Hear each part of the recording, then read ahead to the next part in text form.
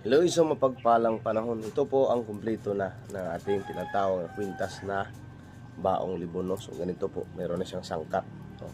Kanyang hitsura. So sabihin natin na kwintas na bao na libon, kaunahan talaga sa isipan ng mga antinyero ay magbibigay talaga ito ng taguliwas, liwas kapahamakan, liwas disgrasya, at of course po, magbibigay sa atin ang tinatawag na kakayanan sa kabal. Kasi kaya siya tinatawag na libon kasi wala siyang mata.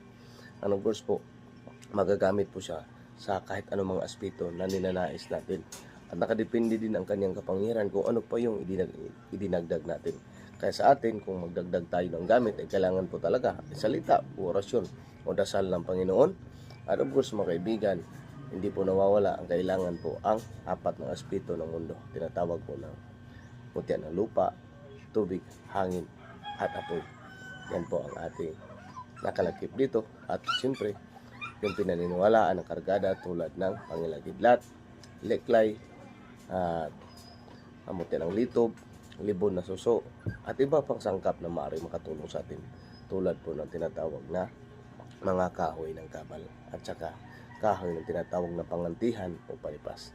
Isang mapagpalang panahon, ito po ang ating ibabahagi. No? So meron na po ng mamay-ari nito.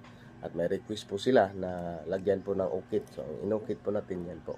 So, i-vlog natin to kung ano ang epekto nitong nakaukit, no? So, ano ang kanyang kakayanan. So, isang mapagpalang panahon po at maraming salamat. Hanggang sa muli po.